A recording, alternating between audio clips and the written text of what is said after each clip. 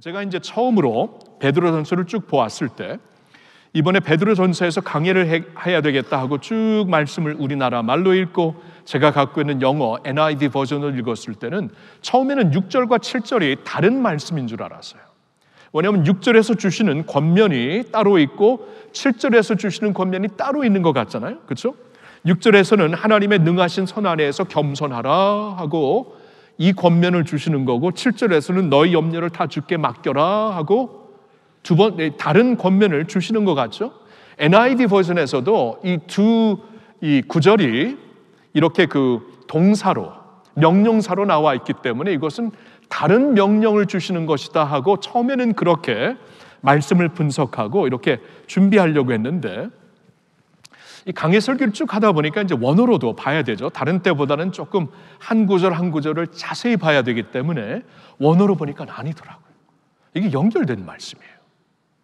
그러니까 원어로 보면은 6절에는 동사, 하나님의 능하신 손 아래 겸손하라 하고 동사를 주셔서 우리에게 권면을 하시는 말씀인데 7절의 말씀은 동사가 아니고 부사예요. 부사. 파리시플이에요. 파리시플. 그러니까 여기는 우리나라 번역에서는 너희 염려를 다 주께 맡기라고 나와 있지만 이게 동사의 문장이 아니고 부사의 문장, 너희 염려를 다 주님께 맡김으로써 너희 자신을 겸손하게 하라 이렇게 나와 있는 거예요. 그래서 요 사이에 이제 미국에서는 영어 버전으로 많은 분들이 주목하고 있는 ESV 버전에서는 이 7절을 부사로 설명을 합니다. cast로 나와 있지 않고 casting으로 나와 있어요. 그러니까 이 부사는 원래 메인 동사를 이렇게 뒷받쳐주는 메인 동사가 어떻게 이루어져야 되는 것인가를 알려주는 이 뒷받쳐주는 그러한 문장이에요. 그러한 문장으로 그걸 보니까 이런 사람들에게 주시는 말씀이구나. 지금 많은 염려 가운데서 지금 많이 다운되어 있는 자들에게 주시는 말씀이구나. 그리고 이 베드로전서의 수신자들이 다 그런 경우에 처했던 사람들입니다. 그 사람들에게 하나님은 말씀하시는 것이죠. 나의 강한 손으로 너를 붙잡아 준다. 나는 너를 돌보는 하나님이다. 나는 너를 돌보는 하나님, 너를 위하는 하나님이다. 내가 너를 반드시 도와줄 것이다. 때가 되면 너희를 높여줄 것이다. 모든 염려를 다 나에게 맡겨라. 아무 염려든지 크던 작던 나에게는 중요하지 않은 게 없다. 다 내게 아뢰라. 하나님 도와주세요. God, Abba, Father, help me.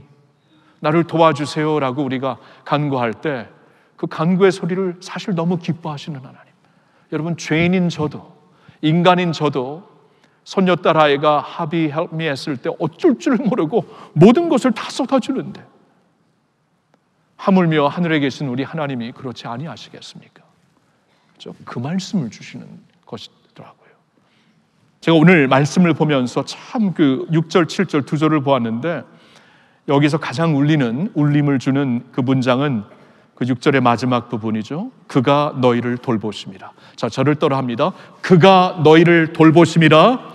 그가 너희를 돌보심이라. 아멘입니까? 우리를 돌보시는 하나님, 우리를 위하시는 하나님이 되신다라는 것입니다. 그런 하나님을 우리가 섬기고 있어요. What a God we serve. 그렇죠? What a God. 얼마나 귀한 하나님을 우리가 섬기고 있습니까? 기도할 때마다 아바, 아버지, 아버지라고 부르면서, 아니 아빠, 아버지라고 부르면서 기도할 수가 있잖아요. 자, 오늘 주시는 이 말씀을 가지고 저는 우리 성도님들을 생각하면서 좀 세 가지 부탁을 드리고 싶더라고요. 이 부탁을 세 가지 드리면서 오늘 말씀을 이렇게 적용하고 싶습니다. 첫째로는 이것이에요. 홀로 인생의 짐을 지지 마십시오. 홀로 인생의 짐을 지지 마십시오. 여러분, 하나님의 간절한 마음이 여기서 느껴집니까? 홀로 인생의 짐을 지지 말라. 내가 너희와 함께하고 있다. 내가 너희를 위하는 하나님이다 라고 말씀을 하고 있어요. 여러분, 그 6절에 너희 염려를 다 주께 맡겨라 라는 그 말씀이 있죠. 그 말씀도 주께 맡겨라 라는 이 말씀을 원어로 보니까 이게 굉장히 독특한 말씀이에요. 신약 성경에 딱 한 번 더 사용되고 있습니다. 어디에 사용되고 있는 말씀이냐 하면은 누가복음 19장 35절에 사용되고 있는데, 누가복음 19장 35절에 무슨 그 사건이 나오냐 하면은 예수님이 마지막에 예루살렘으로 입성하시기 전에 제자들에게 나귀를 좀 갖고 오라 그러죠. 어디 가면 나귀가 묶여 있을 텐데 그냥 갖고 와라. 사람들이 뭐 하는 일이냐 하고 물으면 주께서 필요하시다 그러면 그들의 마음이 이미 준비되었다. 너희로 하여금 나귀를 갖고 오게. 나귀를 갖고 왔거든요. 그러니까 이제 나귀를 타고 이제 예수님께서 입성을 하시게 되는데, 제자들이 그 나귀 위에 누가복음 19장 35절을 보면 자신의 겉옷을 던져서 이렇게 걸치게 하였다. 던져서 걸치게 하였다. 그렇게 나와 있습니다. 영어로 보면 드로우했다 이렇게 나와 있습니다. 그 단어예요. 제자들이 그렇게 확 드로우했듯이 너의 염려를 적극적으로 하나님께 다 드려라. 하나님께 다 드려라. 너의 염려를 다 드려라. 큰 염려만 드리고 작은 염려는 내가 지려고 하지 말고 다 드려라 라고 말씀을 하고 있는 것이에요. 다 그냥 던져버려라. 던져드려라. 발 앞에 던져서 드려라. 그 말씀이에요. 그래서 영어로 캐스팅하라. 던져드려라. 그 말씀이에요. 홀로 인생의 짐을 지고 가지 말라는 것입니다. 여러분, 오늘 이 6절의 말씀에 하나님의 강한 손 아래 너의 자신을 겸손하게 하여, 이런 말씀에 강한 손이라는 이 표현을, 하나님의 강한 손의 표현을 다른 데서 어디서 사용되는가 말씀을 쭉 한번 찾아보니까 이것도 참 은혜가 되더라고요. 몇 군데 같이 보도록 하겠습니다. 첫째로는 신명기 5장 15절의 말씀인데 우리 한번 같이 그걸 볼까요? 너는 기억하라. 내가 애굽 땅에서 종이 되었더니 내 하나님 여호와가 강한 손과 편팔로 거기서 너를 인도하여 내었나니. 자, 기억하라는 거야. 이스라엘 백성들에게 너희는 이것을 항상 기억하고 살라. 하나님이 너희들이 애굽에 있었을 때, 애굽의 종으로 있었을 때 강한 손과 편팔로 거기서 너를 인도하여 내신 것을 기억하라. 그 말씀이에요. 여러분, 성경을 보면 이스라엘 백성들이 400년 이상 애굽에서 노예 생활을 했습니다. 400년. 여러분, 400년 동안 노예 생활을 했다라는 것은 이미 그러한 삶에 굳어졌다라는 것이죠. 예를 들어 우리나라의 일제 강점기 시대 때 36년 동안 이렇게 지배를 받았습니다. 36년 동안 지배를 받았는데도 얼마나 영향이 컸어요. 아직까지도 여기저기 우리 문화와 어떤 우리의 알지 못하는 그 언어 속의 표현 속에 그들의 영향이 아직도 숨어 있잖아요. 36년인데 400년을 노예로 살았다고 생각해 보세요. 이건 이미 그 노예의 어떠한 운명으로 굳어버린 삶이었습니다. 나오고 싶어도 나올 수가 없었어요. 근데 하나님이 개입을 하십니다. 하나님께서 때가 되니까 개입하셔서 그들을 인도하시는데 강한 손으로 표신팔로 인도하니까 아무리 그 당시에 애굽 왕국이 힘이 있고 애굽 왕국의 바로 왕이 힘이 있을지라도 하나님의 강한 손을 당할 수가 없죠. 하나님의 강한 손이 너희를 인도하였음을 늘 기억하고 살아라. 우리도 그러는 거예요. 허물과 죄로 죽었던 우리를 하나님께서 그리스도의 사랑 안에서 그의 은혜로 살려주셨다. 이런 말씀이 있어. 살려주셨다. 죄악에서 우리를 살려주셨다. 400년이 무엇입니까? 우리가 조상 수천 년 수만 년 죄악 가운데 물들어 있었던 아담 때부터 죄악 가운데서 태어난 우리들이 허물과 죄로 이미 죽었고 거기에 굳어 있었던 우리를 하나님이 우리를 사랑하사 우리를 그리스도 예수 안에서 그의 강한 팔로 우리를 구원해 주신 줄로 믿습니다. 기억하라. 강한 팔로 우리를 구원하신다. 또 어디에 이 말씀이 있냐면 시편 136편 12절 말씀인데 우리 한번 같이 읽어볼까요? 강한 손과 펴신 팔로 인도하여 내신 이에게 감사하라. 그의 인자하심이 영원함이로다. 여기서도 강한 손 펴신 팔로 우리를 구원하신 하나님께 감사를 드리라. 근데 여기서 주목하고 싶은 저 말씀은 이 마지막 부분이에요. 그 인자하심이 영원함이로다. 하나님의 강한 손과 인자하심이 영원히 같이 간다. 그런 말씀이에요. 얼마나 귀한 말씀입니까?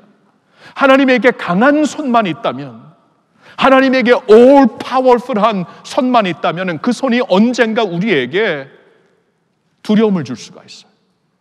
언젠가 우리를 지배할 수 있는 손이 될 수 있어요. 그런데 그런 손이 절대로 안 된다는 것이죠. 왜냐하면 강한 손과 함께 하나님의 인자하심, 영원한 인자하심이 같이 가고 있기 때문입니다. 하나님은 위대하십니다. 맞습니다. 그런데 하나님은 위대하실 뿐만이 아니라 하나님은 또한 인자하심이 영원하신 줄로 믿습니다. 하나님, are you powerful? Yes 하시지만 But are you also good? 하고 물을 때 Yes, yes 두 번 말씀하시는 powerful 하시면서 선하신 하나님, 그게 우리 하나님 아버지의 손길이 된다라는 것이에요. 우리를 위하여 피 묻은 손이잖아요. 우리를 위하여 못자국이 있는 손이잖아요. 강한 손뿐만이 아니고 인자하심이 영원한 주님의 손길이 된다라는 것이에요. 그리고 한 군데 더 말씀을 보고 싶은데 이사야 41장 10절의 말씀입니다. 같이 읽어볼까요? 두려워하지 말라, 내가 너와 함께함이라. 놀라지 말라, 나는 내 하나님이 됨이라. 내가 너를 굳세게 하리라. 참으로 너를 도와주리라. 참으로 나의 의로운 오른손으로 너를 붙들리라. 예, 뭐라고 하십니까? 두려워하지 말아라. 내가 너와 함께한다. 나 멀리 가지 않았어. 결단코 너를 버리지 않아. 두려워하지 마라. 두려움 속에 내가 너와 함께 같이 있는 거야. 놀라지 말라. 나는 내 하나님이 되는 것이야. 저기 멀리 있는 사람들의 하나님이 아니라, 조상들의 하나님이 아니라 너의 하나님. 그러니까 놀라지 말아라 말씀하시는 거예요. 내가 너를 굳세게 할 것이야. 약속을 주십니다. 참으로 너를 도와줄 것이야. 약속하십니다. 참으로 나의 의로운 오른손으로, 그 강한 오른손으로 너를 붙들어 주리라 말씀을 하고 있어요. 이런 하나님이 되십니다. 그러니 인생의 짐을 홀로 지고 사시지 마세요. 이것처럼 어리석은 게, 이것처럼 안타까운 게 어디 있겠습니까? 여러분, 다 너의 염려를 다 주께 맡겨라. 하나도 이것만큼은 뭐 하나님 그렇게 하실 일 많은데 바쁘신 하나님께 어떻게 이것까지, 여러분, 아니요. 그건 우리 생각이에요. 하나님은 그런 거 듣기 좋아하세요. 제가 들어보니까 너무 좋아요.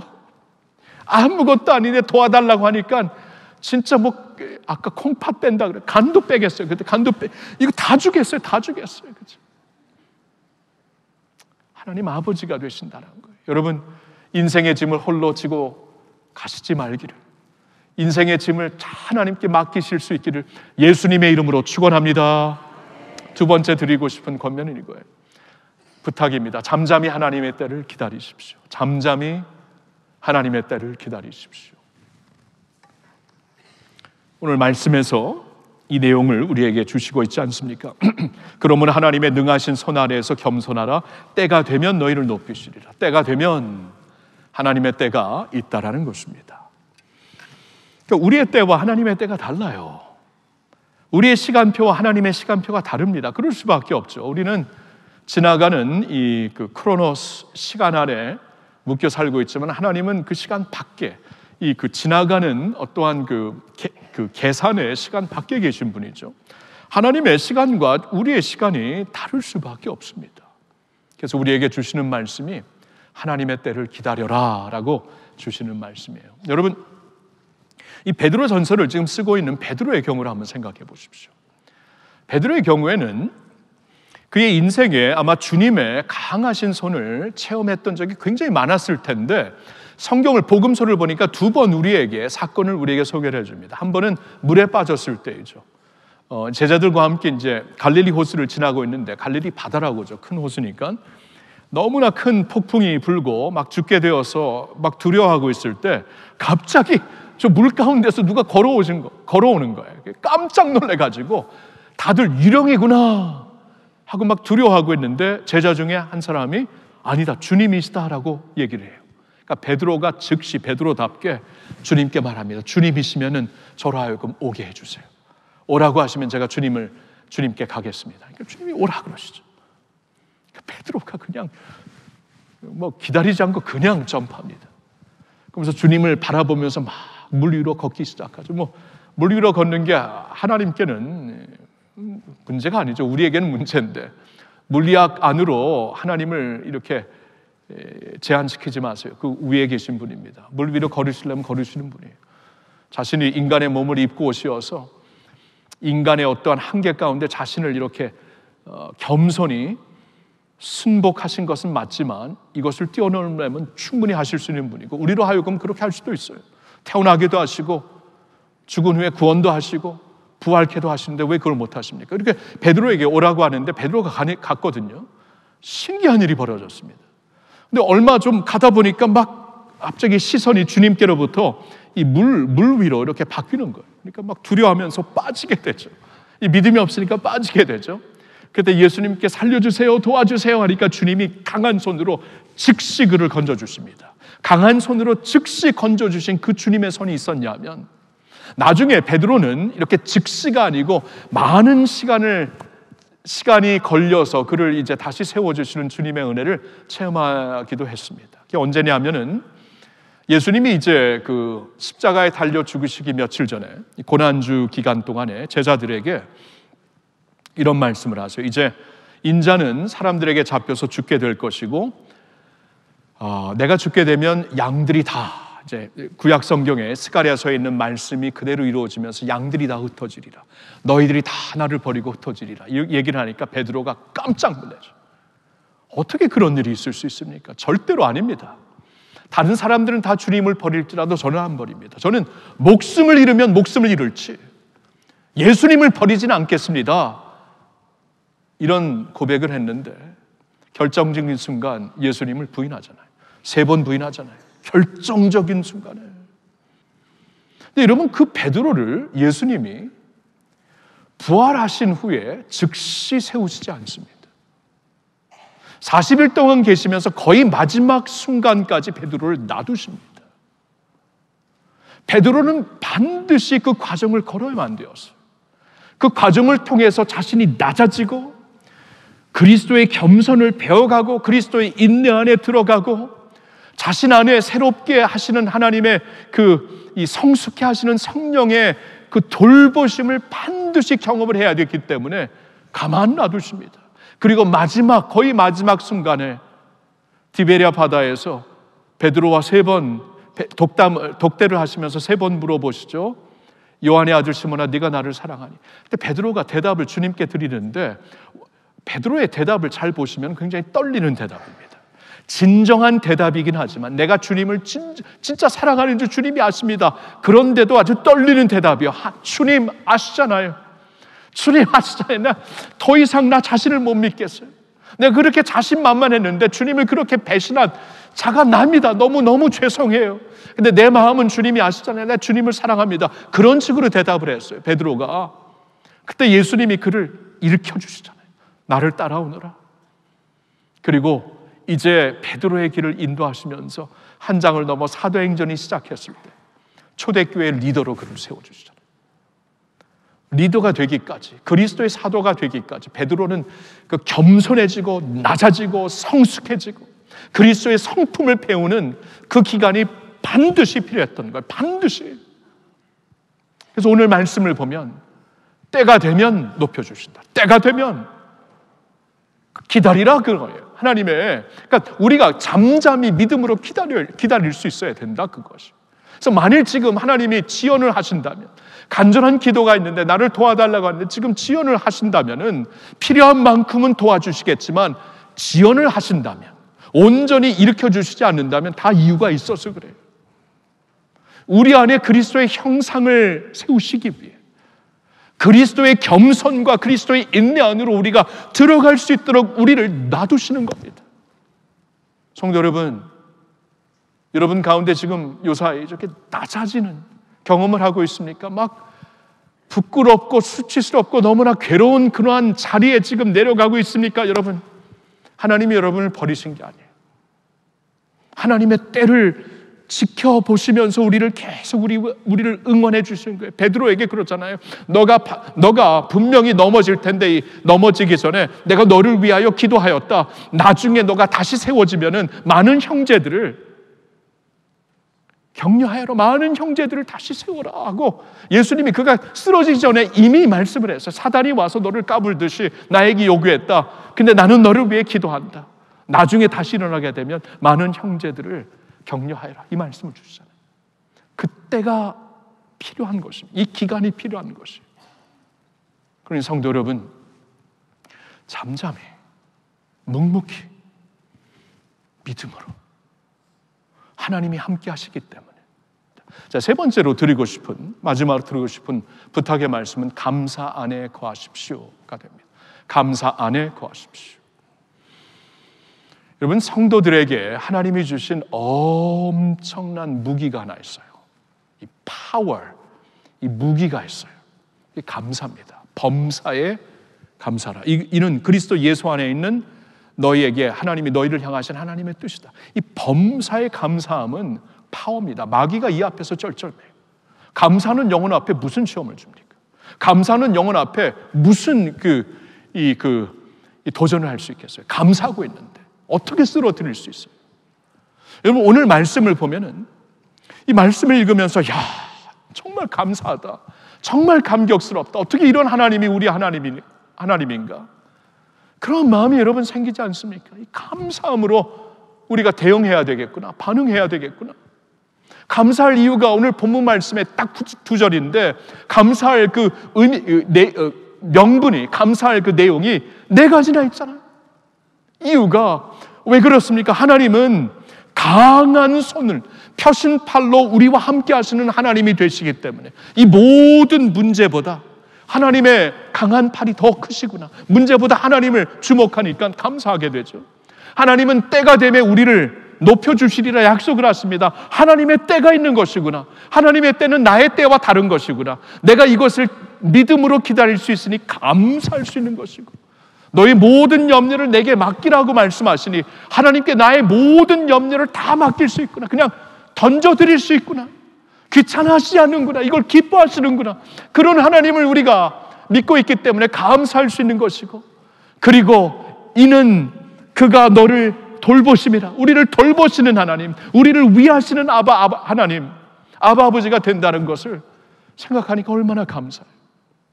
우리가 감사함으로 이 아픔 가운데, 어려움 가운데, 시련 가운데 감사, 사망의 음침한 골짜기를 다닐지라도 거기서도 나와 함께 하시는 하나님, 거기서도 나를 도와주시는 하나님, 원수의 목전에서 내게 상을 펼쳐주시는 하나님, 진실로 그렇죠? 마지막 순간까지 영원히 그의 선하심과 인자하심으로 정녕 나를 따르게 하시는 하나님, 그 하나님을 바라보면서 감사할 수 있는 거죠. 감사할 수 있는 거죠.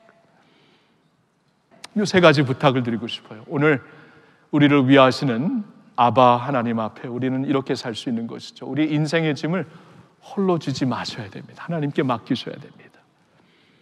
그리고 하나님의 때를 잠잠히 믿음으로 기다릴 수 있어야 합니다. 그리고 감사 안에 거하는, 그렇죠? 감사 안에 거하면서 감사로 하나님께 영광 돌리시기를 예수님의 이름으로 축원합니다.